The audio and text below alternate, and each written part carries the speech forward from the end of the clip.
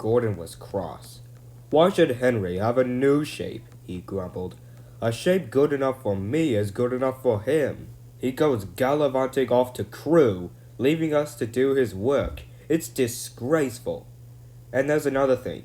Henry whistles too much. No respectable engine ever whistles loudly at stations. It isn't wrong, but we just don't do it. Poor Henry didn't feel happy anymore. Never mind, whispered Percy. I'm glad you're home again. I like your whistling.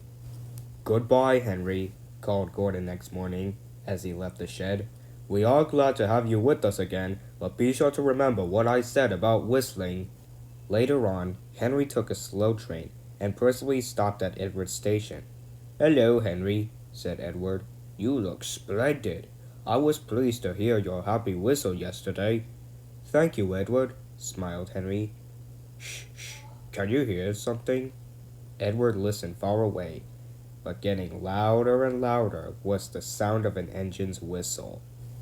It sounds like Gordon, said Edward, and it ought to be Gordon, but Gordon never whistles like that. It was Gordon. He came rushing down the hill at a tremendous rate. He didn't look at Henry, and he didn't look at Edward. He was purple in the boiler and whistling fit to burst. He screamed through the station and disappeared. Well, said Edward, looking at Henry. It isn't wrong, chuckled Henry, but we just don't do it. And he told Edward what Gordon had said. Meanwhile, Gordon screeched along the line. People came out of their houses. Air raid sirens started. 5 fire brigades got ready to go out. Horses upset their carts, and old ladies dropped their parcels.